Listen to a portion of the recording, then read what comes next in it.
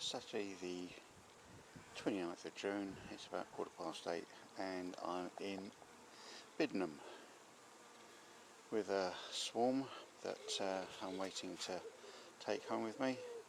I didn't actually collect this one myself, it was done by a friend of mine, Courtney, and he phoned me up and said it was here if I wanted it, so I've come up to collect it. So there's still a fair number of bees flying around, and I'm going to try and get as many of them in as I can. So I'm going to leave it for maybe another 15 minutes or so, 20 minutes, and get as many as we can in there. Then cover it up with a sheet and take it down to Scald End. It's now 9:15 and we're in Scald End. The skep is the thing on the left. There were still a few bees trying to get in as I left there, but I'd have been there all night. So I've collected up as many as I can, wrapped them up and wrapped the skep up in the sheet. Normally what I would do is pretty much leave it here tonight and then come down tomorrow and put it into a hive of some sort. However, the skep is Courtney's, he wants it back because he wants it back for tomorrow, and also the weather's supposed to be very stormy tomorrow, and stormy weather is not good for bees, so I'm going to do it tonight. Now, I'll just move the camera a little bit closer. Now, over the last 3 or 4 weeks I've had an appalling run of lost swarms where I collect them, I bring them somewhere, here perhaps, and then they escape. So I'm going to make sure this one doesn't do it this time. So what I'm going to do, this is an ordinary brood box, but underneath it I'm going to put a queen excluder. So the queen excluder goes underneath the brood box rather than on top, and the brood box goes around that way. The idea being then is that the queen can't escape from here and take the swarm with her. That's the plan anyway. So there's a queen excluder at the bottom, and I'm going to put another one on top like that. So should be relatively straightforward. I need to tip all the bees into the box, and we'll see how we get on. Now, I have no idea how big this thing is. Courtney tells me it's quite a good sized one, so what I'll do is I'll just see if I can show you quickly. Quite quiet. There will be some flying bees, I'm afraid, because I collected them before they got into the skep. Here they are. There's quite a few of them. They decided to come out.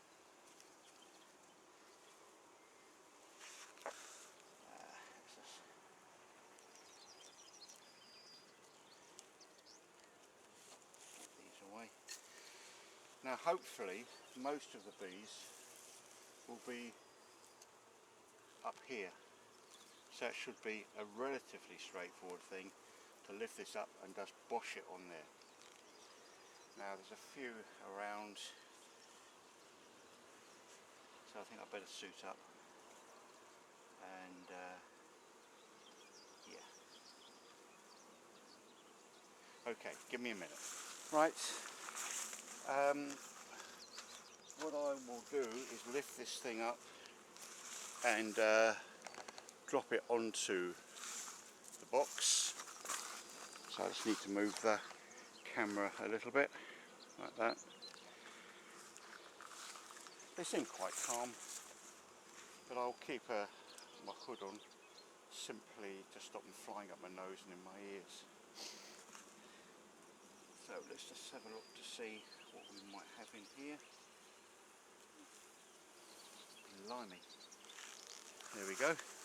That's what you call a swarm. Blimey. Still moving to the top.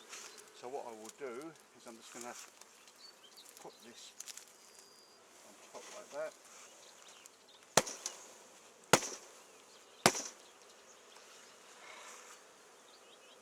And knock them in.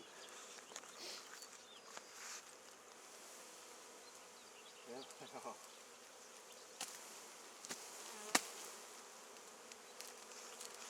Look at that. Blimey.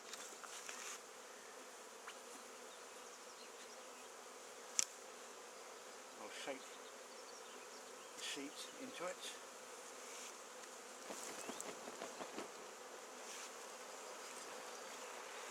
And there we go. There they are.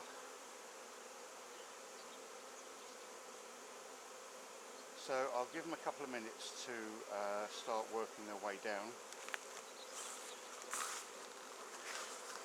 And yeah, that's a fair old size, isn't it? So, I think what I will do,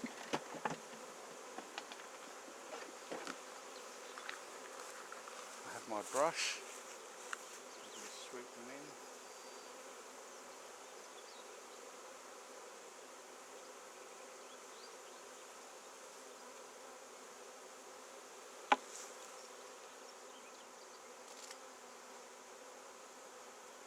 Yep.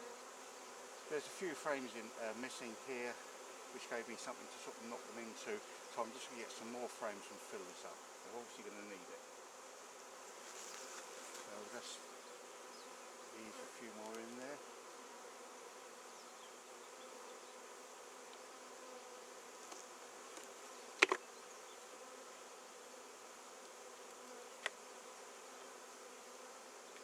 That is a fair size swarm.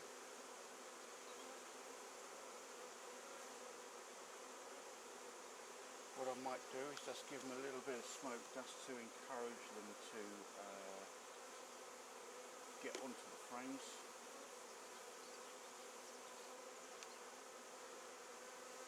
And not get stung away.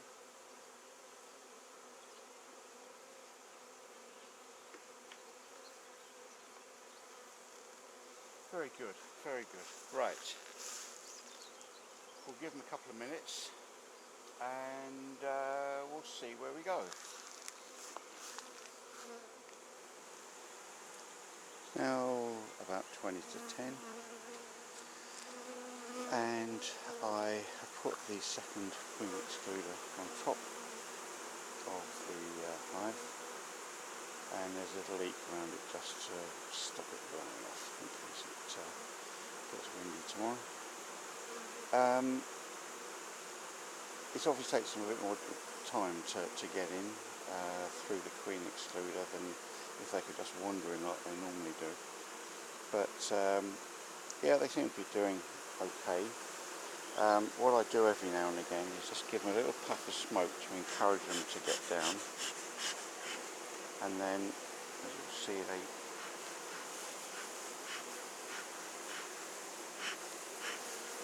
start going down. And what I'm doing really for the next, I don't know, 15 minutes or so is just looking to see whether a clump of bees build up somewhere along the top here, because that could indicate there's a queen that is still outside. It's unlikely, but she could be, and they will sort of group around her. So I just have a look every now and again just to see if I can see her, which so far I haven't done. Give them a little bit of smoke, and I think I'll give them another 15 minutes and then I'll leave it. That smell you can smell, by the way, is my old friend lemongrass, and which I put back in the Jeep. And see the little white things sticking out there, those little cotton buds, and the citronella stuff is lemongrass, sorry, is stuff that smells very much like the pheromone they produce to indicate to the other bees this is home. Interestingly, let's have a look at her. You can see her there. She's just going up the top. She's got some pollen in her legs, bless her. Right, okay. if you can, it is getting a bit dark now, but there's a fair amount of what's called fanning going on up here, which is them fanning the pheromone, the Nasanov pheromone, that says this is home and is synthesised by the stuff that I use on the little Q-tips, whatever you call them. So there we are. Now I'm going to leave them obviously overnight. I'll come back tomorrow morning, and if the bees have gone, I'll give up beekeeping, I think. Till tomorrow.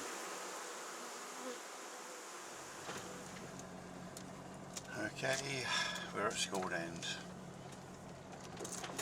I have to see how the bees are getting on. Hang on a second.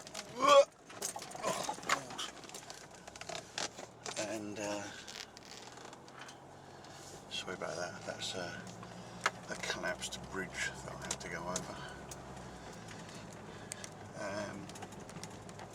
We'll slowly drive past the other bees just to see what they're doing, which I suspect is not a lot. Yeah, there's a few of them around there. So on we go, up to the top of the field to see whether the swarm is there or not. Well, there's some there. There's your fair number. They mostly seem to be interested in going into the top rather than the actual entrance itself. I'll just take the top off and see what we've got underneath. And the answer is bees. Okay. So, oh, look at that as well. Look at that. So, I think they need to go in. Let's move this off.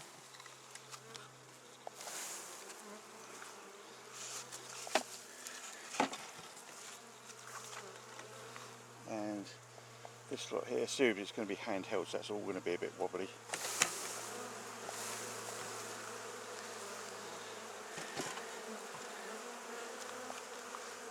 Well, there's something going on, isn't there? I think I'll just go and put my jacket on, as they're flying around a lot, and we'll see what they're up to.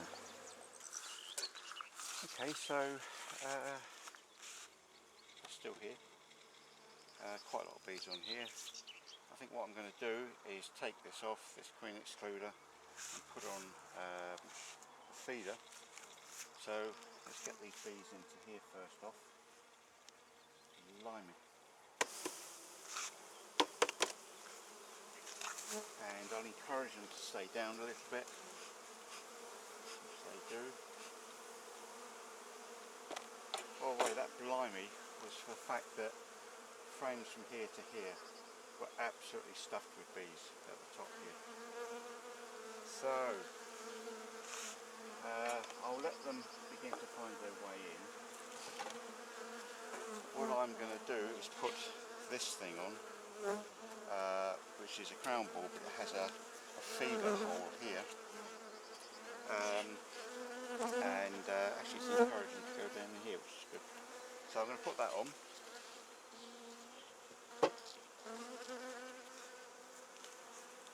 This is the feeder that is going to, this is the feeder that's going to go on here. Although they've got a couple of frames in there which have been drawn out, they need to get as much available comb for honey production and for the queen to lay as possible, and giving them some syrup encourages them to make foundation, draw the frames out. So that's what I'm going to do. You can see down here now they've decided they're going to come in here, which is good. Now, being a moron, of course, I have left the syrup at home, so I need to go home, get that, come back, fill this up, and then see how they get on.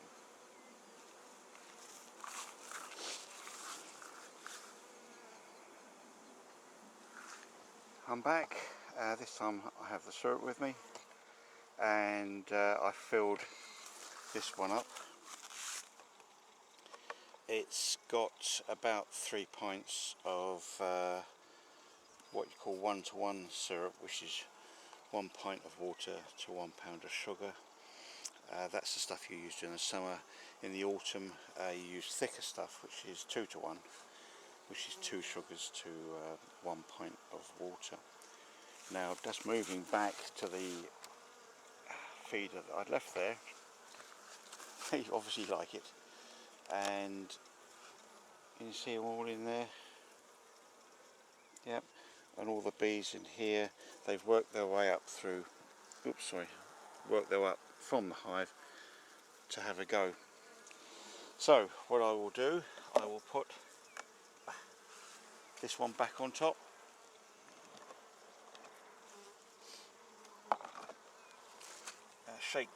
Shake these ones out.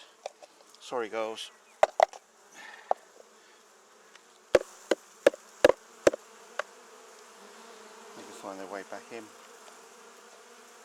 And you. Thank you.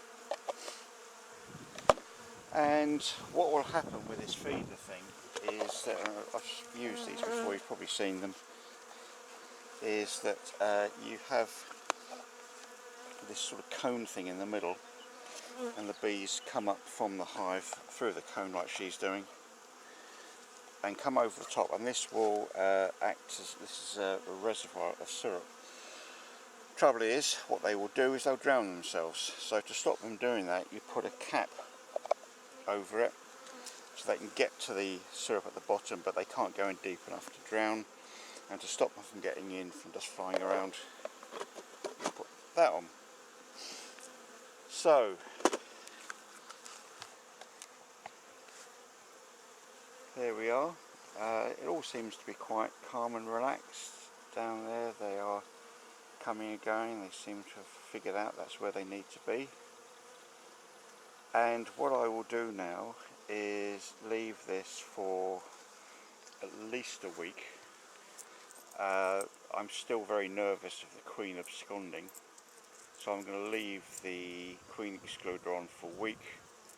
That will give her time to start hopefully laying some eggs, and brood will come along, and from that it will keep the bees there. The brood produce a pheromone that the other bees can sense, and so that will stop them hopefully from deciding to leave. So leave this for a week. I may well come up during the week just to see how the sugar's getting on. I suspect it won't last for very long, so we're going to leave this for a week or so, come back and take off the queen excluder.